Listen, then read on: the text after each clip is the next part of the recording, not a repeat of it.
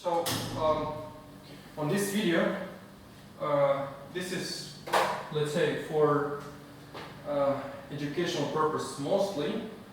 We will discuss about this new product in Uganda.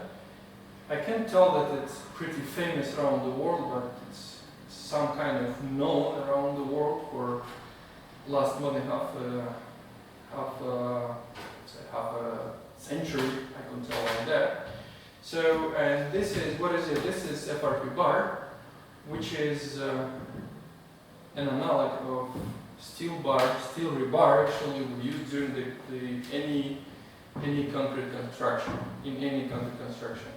So here, first of all, we're going to split our, let's say, seminar in 3 parts. Major concepts, then we're going to talk about each concept more details, and in the end, I will tell about situation in the world right now, about the legislation questions, then reference list in Uganda and all other countries. So, okay, let's start. First of all, major concepts. Once more time. So this is FRP-Bar. FRP means fiber reinforced plastic. Fiber reinforced plastic, which is composite material. So this material, this technology actually was developed in 1948 in Germany, so it was pretty long time ago. But it's uses in construction industry more often, I could say, for the last 2 decades only. And the purpose is why it happened like that, just because of the cost of raw materials. You know, every time when you going to build something, construct something, I mean, when you calculate something or engineer something, you always take care not only about the physical properties, but you have to take care about the ratio between the cost of the material and what I'm going to get in the end. So you can say that it's cool, you can build a house full of, I don't know, gold. It's not going to rust and it's going to stay forever, but the price is going to be just awful. So the same thing here. The product itself, material itself, pretty interesting, but the price for raw materials was really high. So that's why for this material was used only in special projects, like for military or for energy complex, something like this. But for the last 2 decades, cost of raw materials become less, so that's why it allows us to use this material just in common construction and even save on construction. So major, let's say, pros of this product. First of all, this is tensile strength. So here we will make a small comparison between FRP, because from this moment we're going to call it FRP and steel. As engineers, we never hide, let's say, advantages and disadvantages, because we have to understand that once product applied wrongly is going to cause some troubles for us and for construction company, for everyone in the end. So we have to take into account everything, and we never try to push this product everywhere. This is wrong approach. We don't work like that.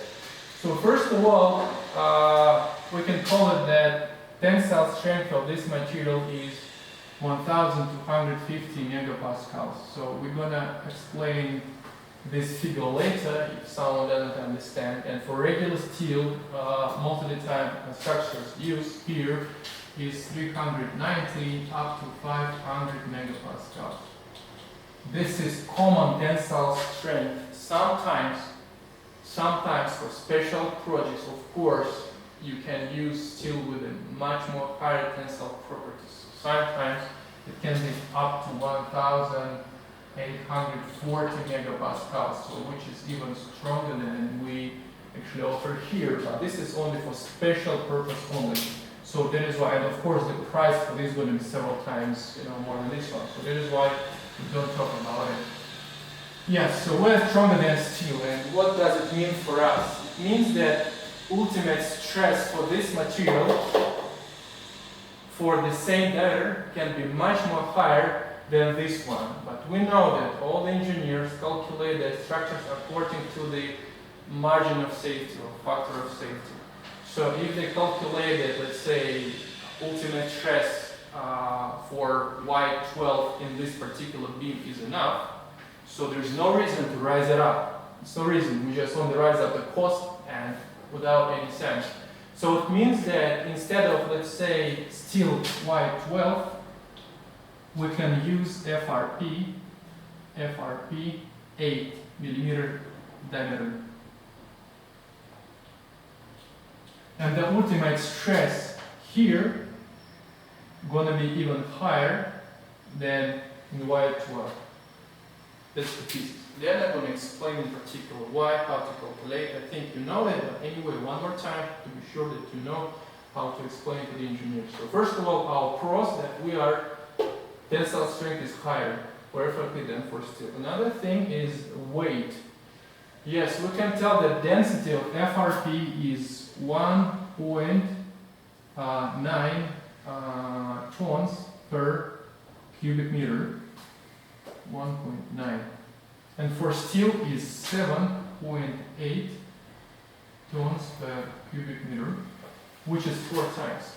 But as we know that we can use FRP-8 instead of Y12, so we can tell that FRP compared to steel can be 9 times lighter in terms of ultimate stress. Yes, in terms of ultimate stress only.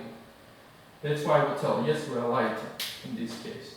So what does it mean for us, like for constructors, whatever, for architects, for someone involved in construction? It means that when we transport something, we're going to spend less money. Of course, less weight, less gas we spend, less than on a truck we use. So it means that less money we spend. So it costs saving first. Another thing is the chemical resistance. We know that every concrete structure has alkaline environment. And always the environment affects somehow the reinforcement. Doesn't matter if it's steel or if it's FRP. Anyway, all these chemical processes take place there. So this material has extremely high chemical resistance, and it does not mean only it can resist, let's say, alkaline in concrete. It can resist acids and whatever. So very often, as I told you from the very beginning, this material was used for special projects. So in chemical production, sometimes in gold mining, in mineral mining, they use this material for special solutions to extracting gold, let's say. So this material is much more resistant to any chemical environment compared to steel. What does it mean for us? It means that durability of this material is higher than for steel. So we can tell that most of the time when you design your structure, you design it up to 25 years lifespan. For FRP, it can be 80 lifespan. So we can tell we even 3 times as we have more, let's say, lifespan than steel. Sometimes, not always, but in terms of chemical resistance. Okay. Then another thing is length. Length is very cool thing once we design something. Every time, let's say you produce steel, you buy steel, you can buy 12 meters or 40 feet. This is international standard. All around the world you will find such dimensions. Let's say in Russia it's not 12, it's 11.7. Just to fit the platform, let's say almost the same. Here, as we produce it in Amable, right here, so we can produce any length you need. So we can produce in one piece up to 5 kilometers length in one piece, and then I'm going to explain how we can do this. So practically, what does it mean? If you have, let's say, ground beam 100 meters, 100 meters.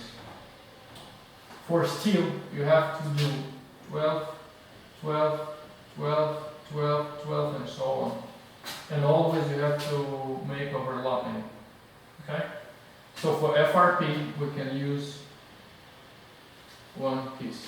So as we produce it here, as our machine, let's say, cuts it automatically, we can tell that the deviation of size can be plus minus 5 millimeters approximately. So for for construction, it's just something from space. So it's pretty cool deviation.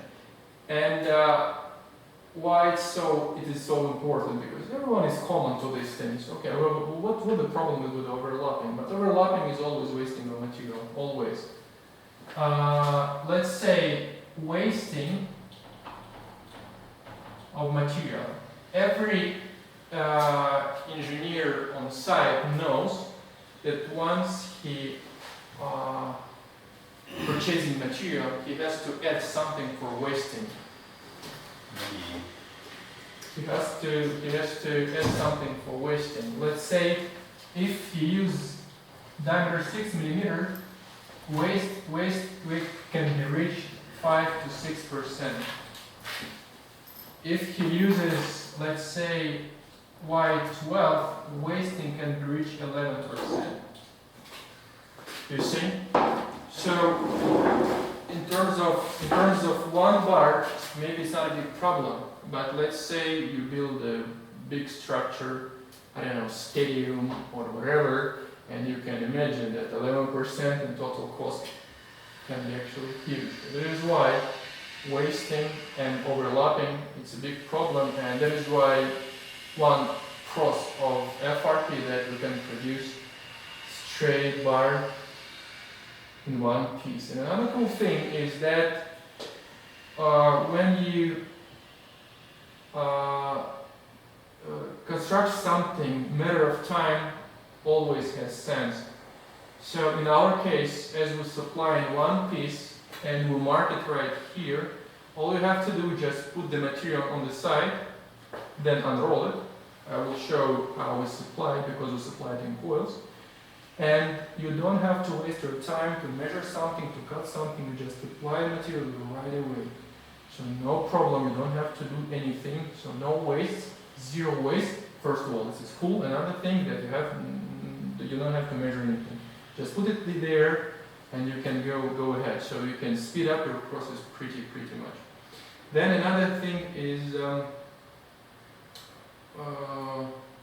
cost. Cost, prices matter, always, price matters. So here so now is 6th of July 2019. So the price for retail price for FRP 8 millimeter is retail price 28.5 thousand UGX, and steel 12, because we compare the same ultimate stress, cost 30, 35, 35, 37, depends on producer. So you can save here that more than 20% you just save directly if you compare only bars. Then you have to add some transportation cost, you have to add some wasting, so you can find somehow that you can maybe save up to 30% or even more. That's it. So other thing, as we know, all the pros, which is strength, weight, durable, and the cost. Let's talk about cons, because of course we have them as well, and we never hide them at all.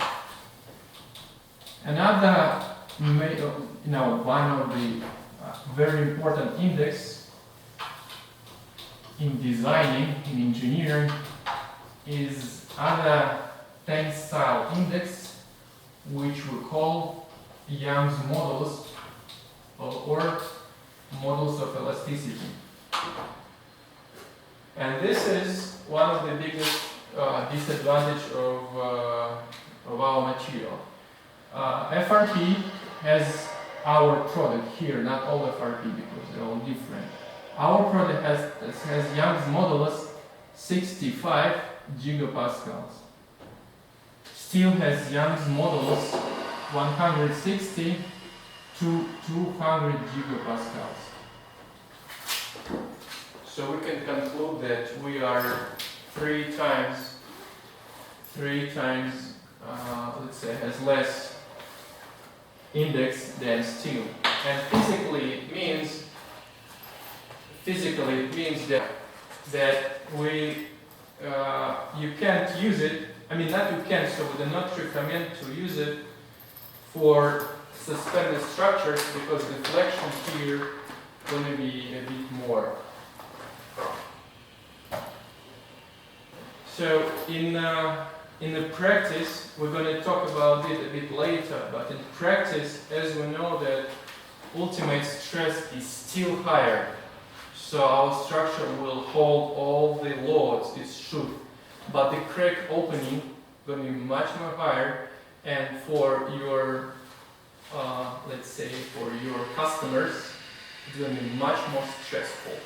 When someone sees crack in their house, they don't like it. For us, for engineers who understand, everything can work, let's say, for 1,000 years, but for them, this might be a problem.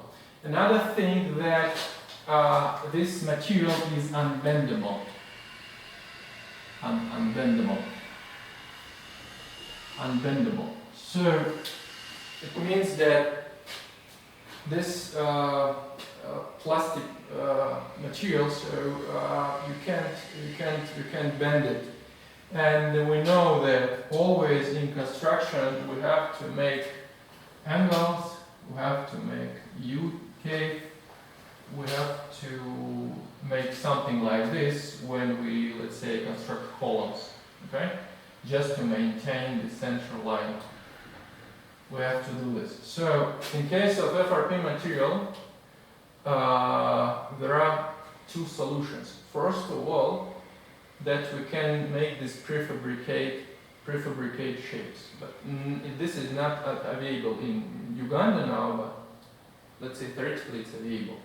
So maybe we will bring this machinery later. But now, as we don't have, let's say, big projects when we can get these pre-designed shapes in advance, it just has no sense. So in this case, we recommend to use such solutions.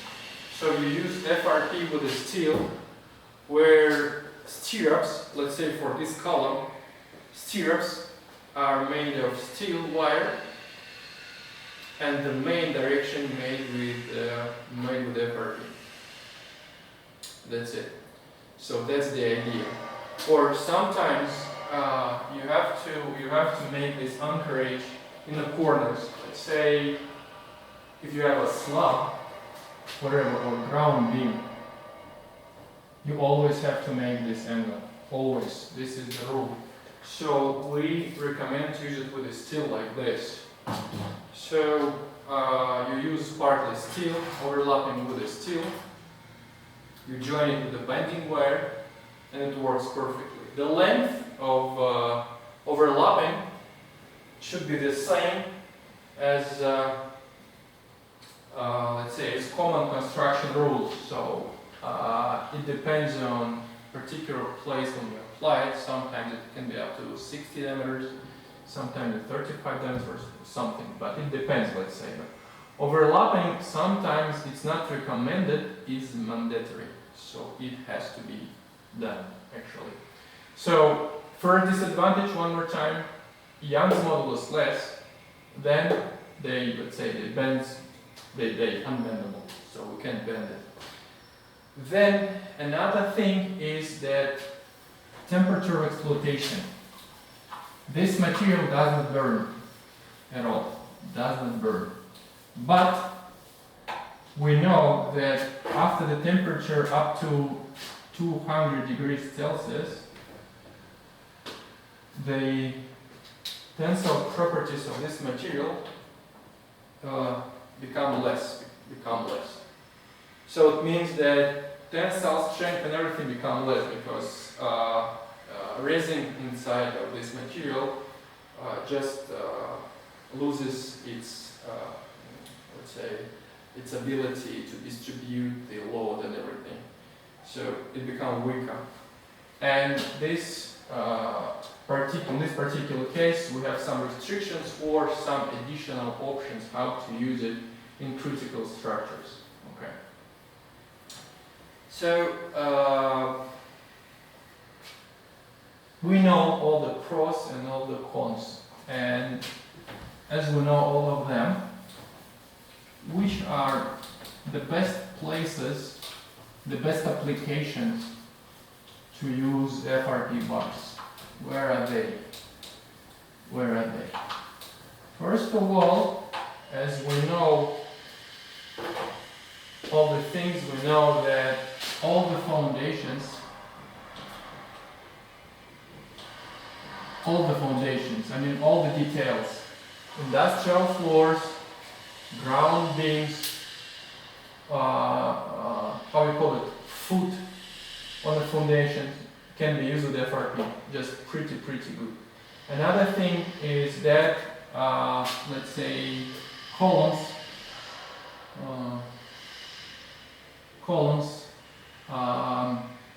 then walls, any walls actually, retaining walls or boundary walls, okay, that's it, columns and walls. Then, as we know, the good chemical resistant properties of this material, we can tell that septic tanks plus swimming pools plus, I don't know, special storages for anything, storage for any chemicals, it can be used. Then all the drainage system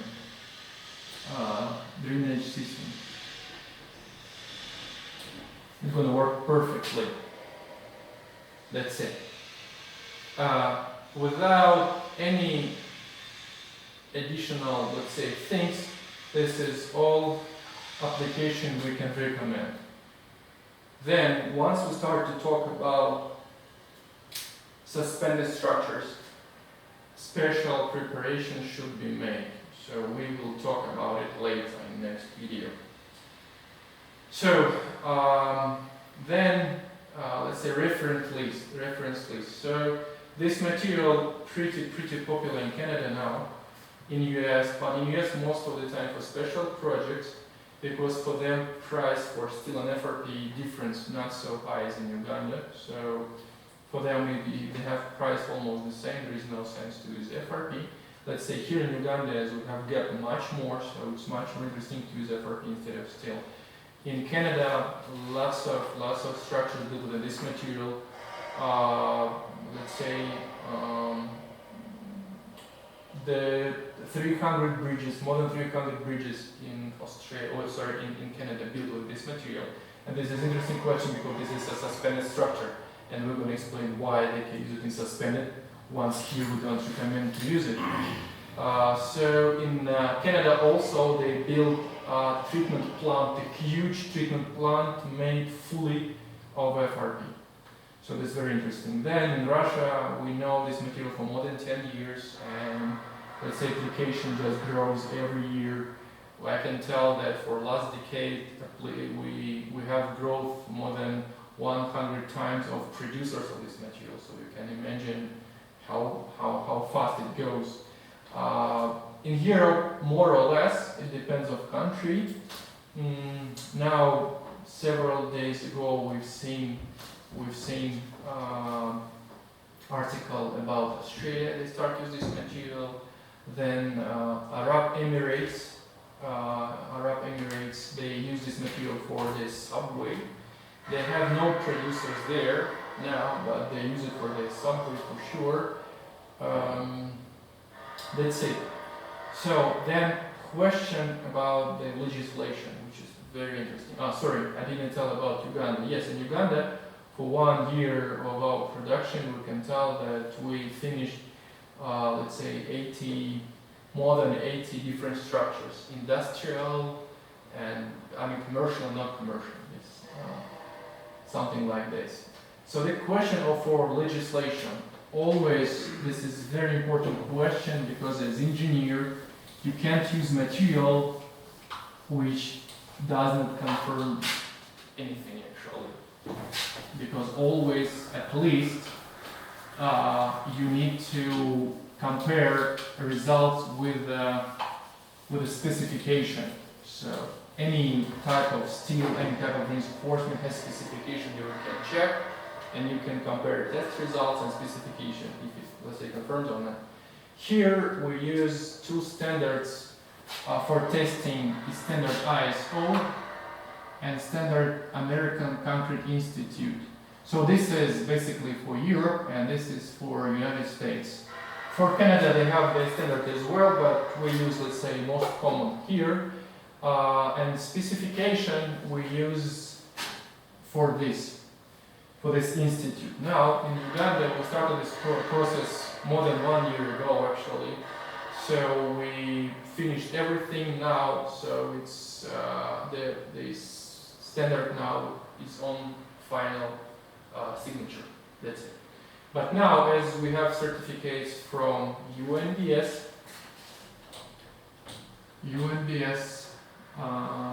Central Materials Lab, SGS Manchester and Russia,